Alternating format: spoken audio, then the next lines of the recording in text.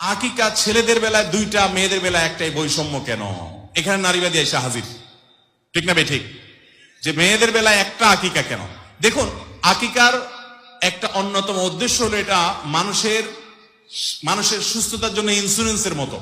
বিভিন্ন হাদিস থেকে বোঝা যায় রোগ বালাই থেকে, বিপদ আপদ থেকে শিশুকে রক্ষার জন্য এটা কার্যকরী একটা ব্যাপার। আল্লাহ তাআলা মেয়েদের শরীরে তুলনামূলক ভাবে ছেলেদের চাইতে বেশি ইমিউন বা রোগ প্রতিরোধ ক্ষমতা দিয়ে রেখেছেন। এই জন্য তাদের বেলায় একটা হলে যথেষ্ট হয়ে যায়, ছেলের বেলায় একটা হলে হয় না, দুইটা লাগে। এখানে বৈষম্য না, আল্লাহর চাইতে আপনি বেশি বুঝেন।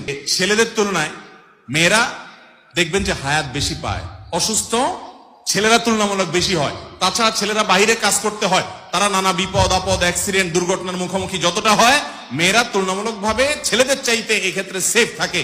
এই নানা কারণে ছেলেদের সেফটির প্রয়োজনটা আরো বেশি হয়, আশঙ্কা বিপদ আপদের আরো বেশি হয়, রোগ বালাই আরো বেশি হয়, ইমিউন সিস্টেম কম হয়, বৈজ্ঞানিক ভাবে এটা প্রমাণিত। এইসব নানা কারণে ছেলেদের জন্য দুইটা আর মেয়েদের জন্য একটা।